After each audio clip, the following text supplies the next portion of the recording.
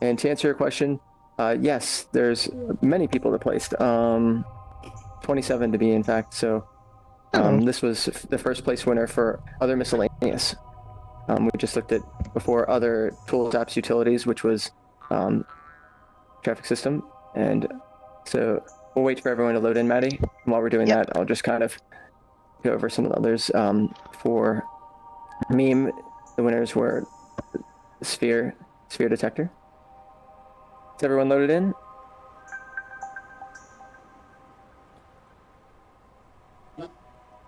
I would say probably yes. Okay.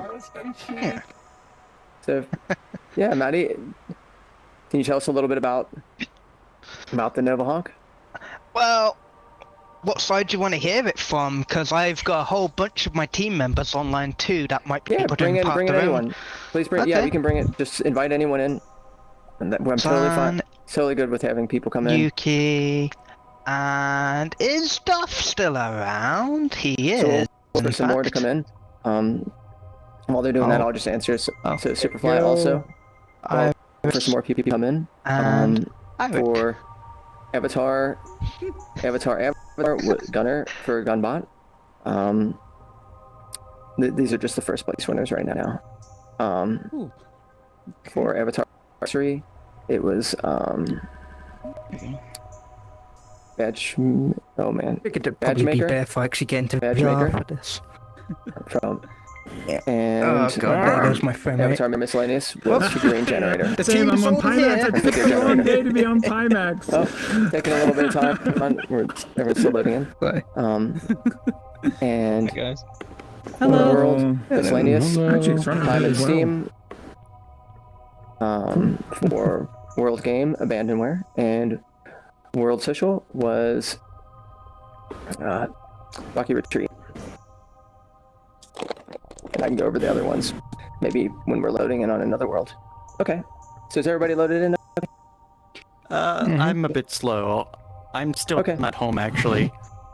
No problem. Feel We'll give free it to a few duck more out minutes. if you want, Zandario. One more minute. So under World Social also was Hole and then Rave Cave. And then you have for World Game, it was Abandonware. Oh man, my brain. Oh wow. Yeah, there's a lot going on right now.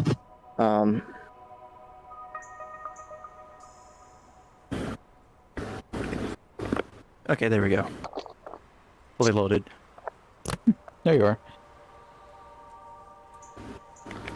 Do I have? Yes, I do have September pictures for Novahawk, in fact. So, all right. So, okay, everybody, let's do it. All right. So whoever wants to give their perspective on just explaining a little bit about the Novahawk and the thoughts going behind this. Well, initially it was actually inspired by a whole bunch of different things. My love of internet spaceships in Second Life being one of them, Duff's love of American muscle cars being another one, and a little boat in Grand Theft Auto Vice City called the Squallow.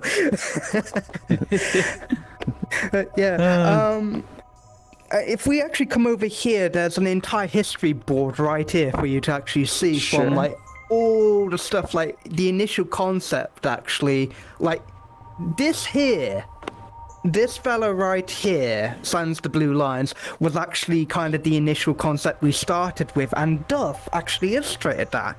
And it just captured the team's imagination, and from that point onwards, you know, went through a white box phase, then we started modeling out sort of like the interior proportions, seeing how we wanted to lay it out and everything, because we wanted this thing to be a hangout. We wanted it to also have little in-game systems and everything, and just be really fun to fly. And don't mind the cursed geometry. That's for optimization, right?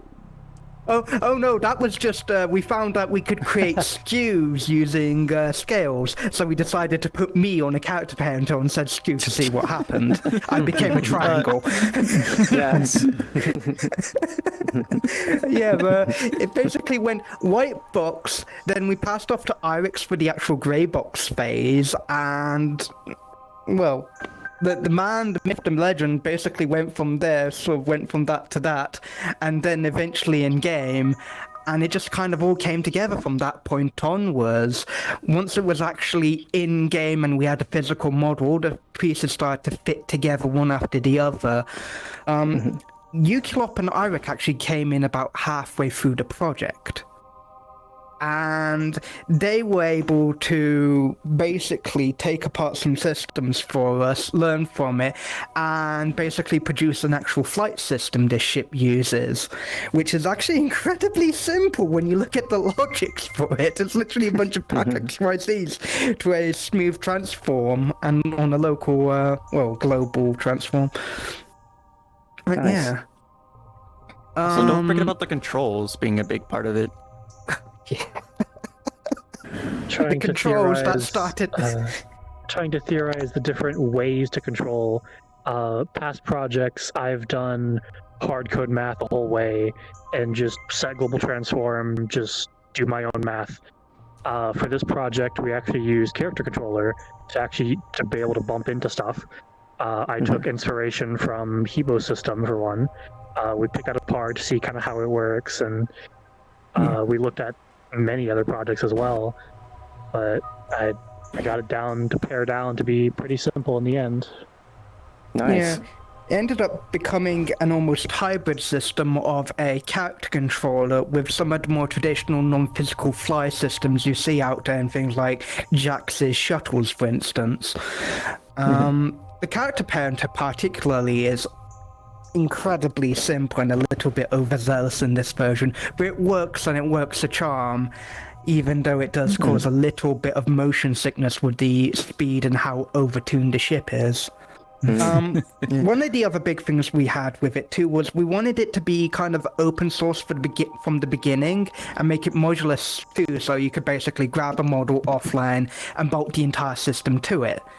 To which extent, well, you can see for yourself, you can basically take a copy of it, put it in Blender and play around with it if you want to, and that's just the model side of it. Same love with that everything here in approach. the world. Oh yeah. Yeah. You had said you all had run into some major difficulties, and in the very beginning from like COVID and other things. Can you elaborate on that and how you were able to kind of overcome those difficulties with such time constraints? Well, fortunately, Duff wasn't having to deal with dogs at the time, so he was unaffected in his illustration. A lot of the early stages was just concepting, getting the resources together anyway. But I basically started the month with a positive PCR flow test. Also, Maddie, if I may. Man. Yeah. So, from the beginning of MMC, there wasn't too many of us. Who did we have at the start? It was me, you, Cal, Irix stuff, and Raz. Also, I guess as well. Raz actually basically dropped out of the project early on. We struggled to align time zones with him, basically, and struggled to find things for him to work on. So, once we started getting the actual model together, there was no end to the work, basically, and what could be done. Ukulop and Irix joined halfway through the project, and were a huge help.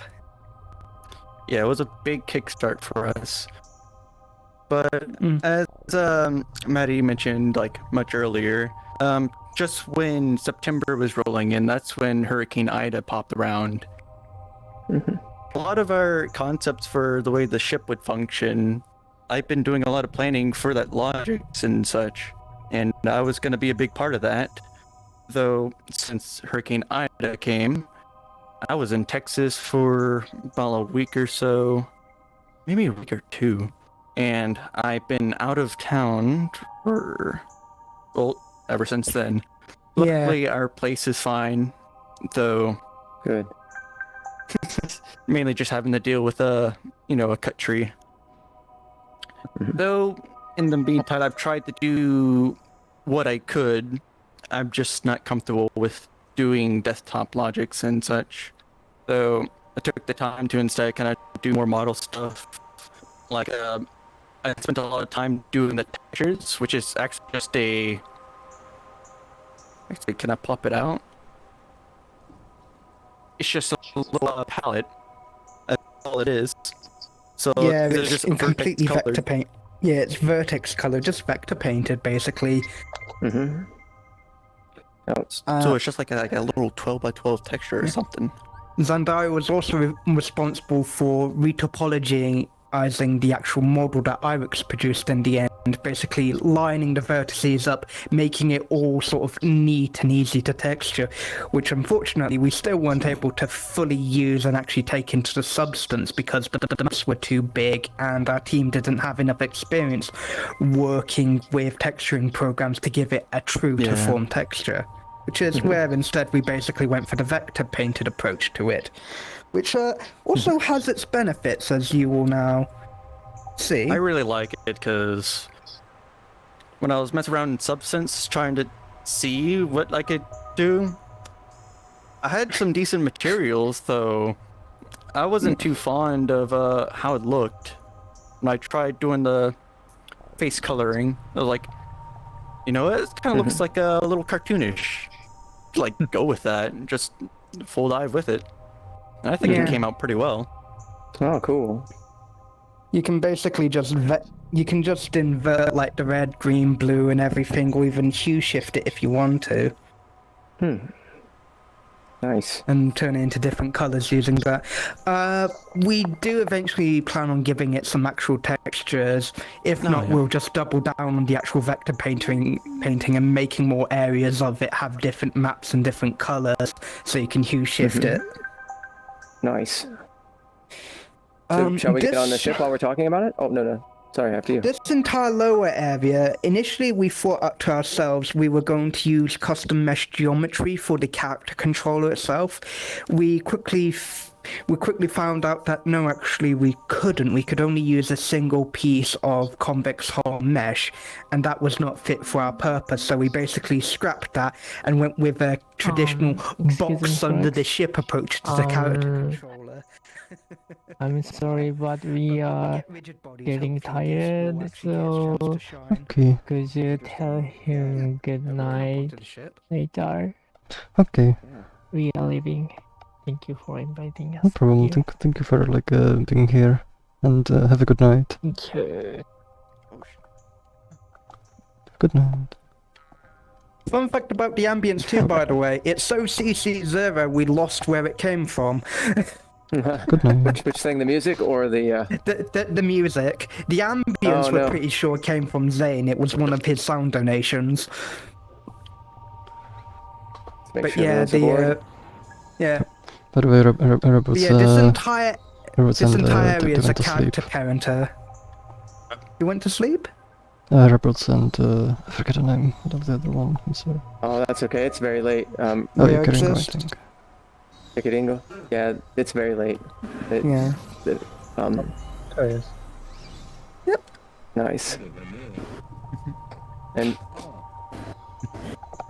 Okay. So, with having a project where there's so many people on it, how did you all manage to make sure that everything ran smoothly and everyone kind of was doing things in a timely manner and able to kind of work it all out? I was the project manager. It was my literal job to do that. I didn't actually do all that much of the modeling myself. I sort of orchestrated this grand opera, as it were.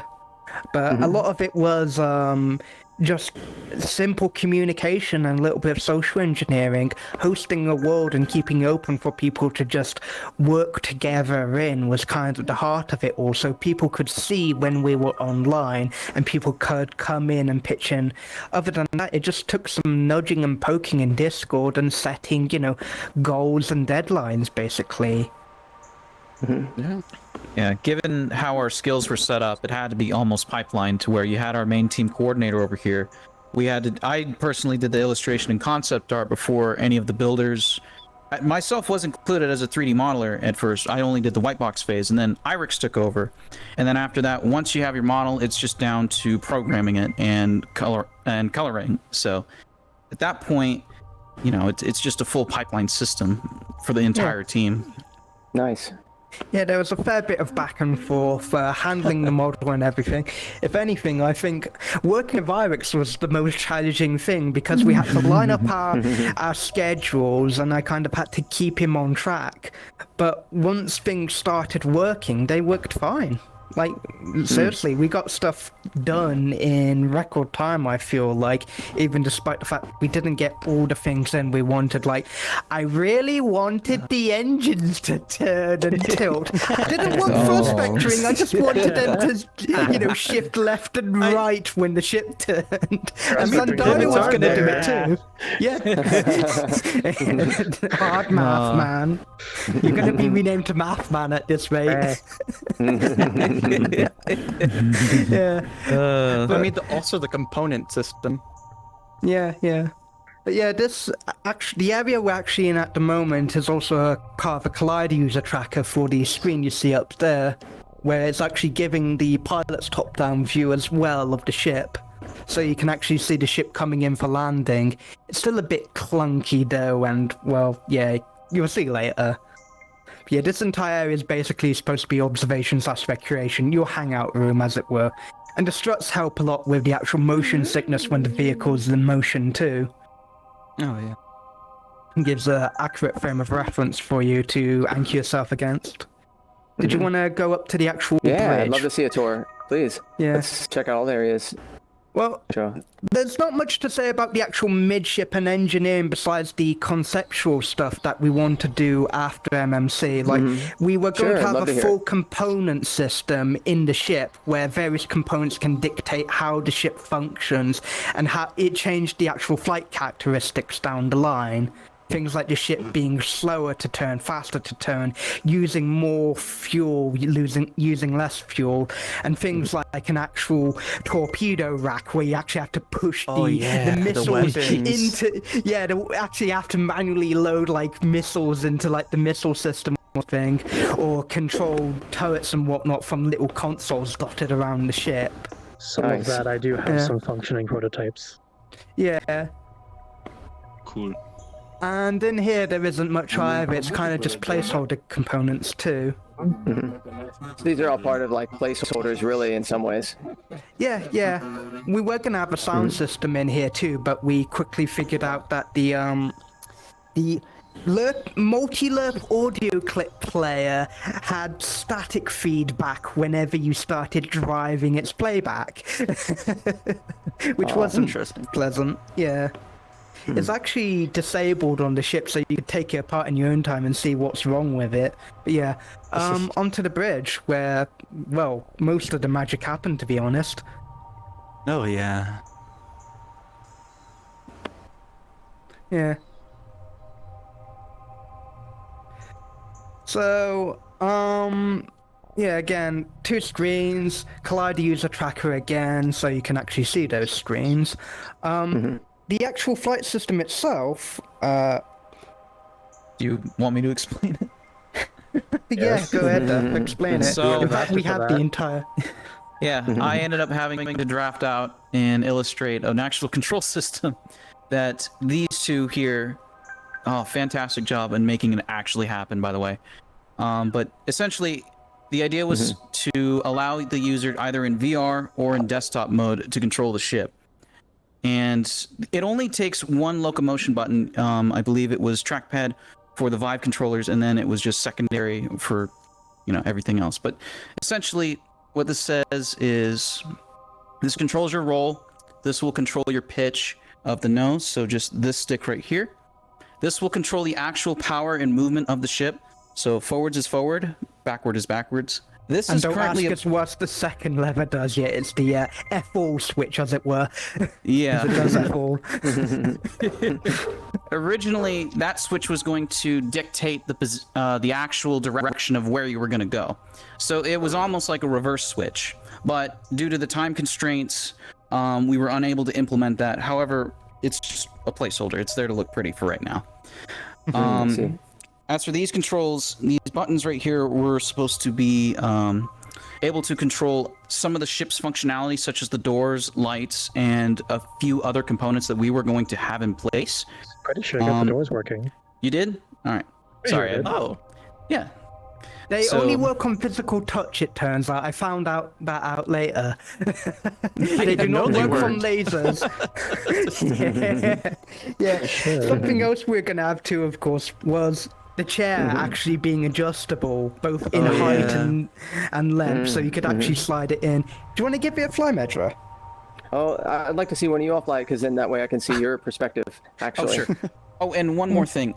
There was also a strafe mechanism in case you needed to ease up the parking. So this will control shimmying to the left and the right of the entire ship, and this will control up and down, just for easier maneuverability.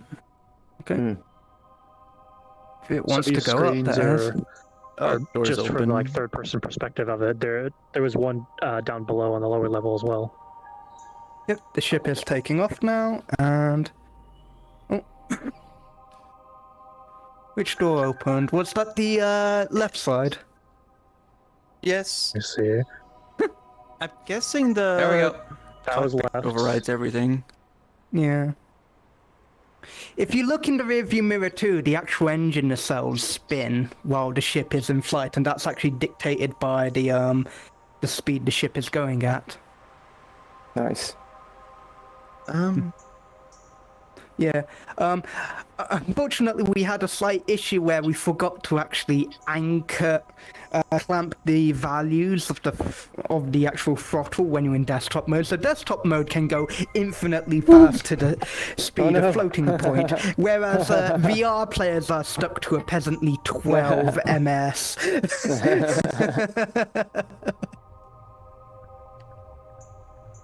But yeah, fun story too about the world we're in. I modeled this out in the course of about 3-4 hours. I ended up picking up a lot of the slack when our team was unable to, and modeling things like the actual console and the control scheme you see here when they were unavailable or unsure what to do. So that also helped out a lot too, along with actually understanding like the nuances and what we would need for the ship. So it really does help when your project manager has actual skills on site to handle things that are difficult or unsure of how to implement. Did you end up having any issues with the international collaboration aspect of it all in the time zones? I had to organize a lot around other people, and there were some 5 a.m. 5 a.m. sacrifices there involved. But yeah. Oh yeah. Yeah.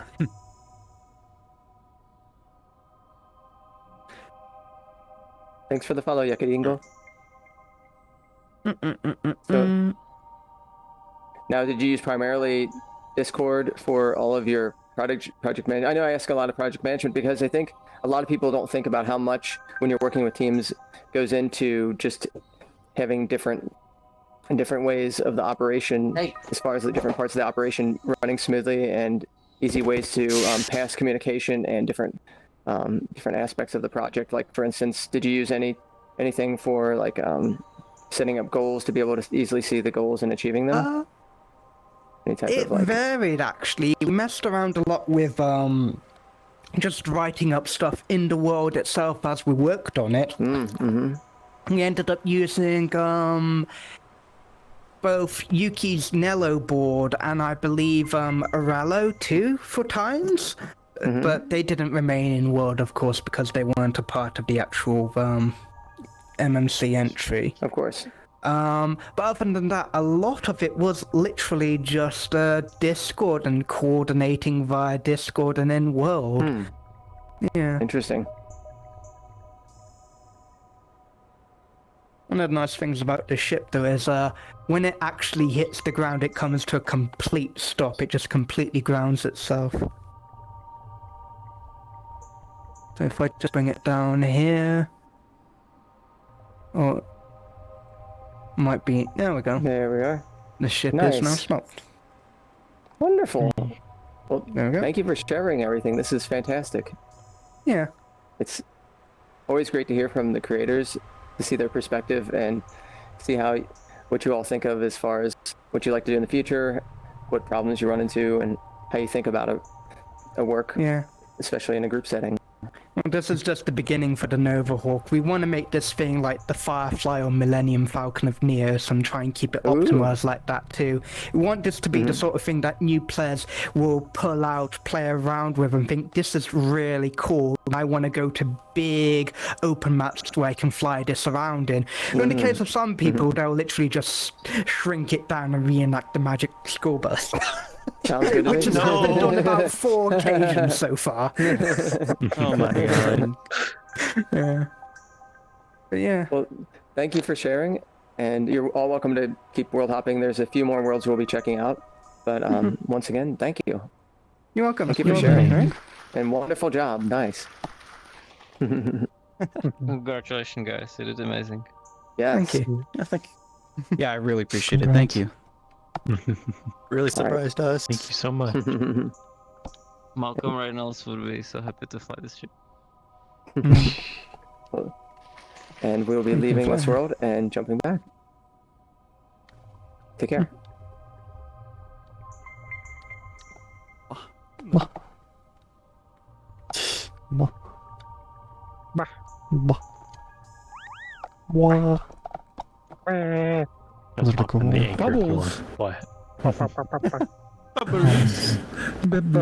Bubble. Okay, can jump back.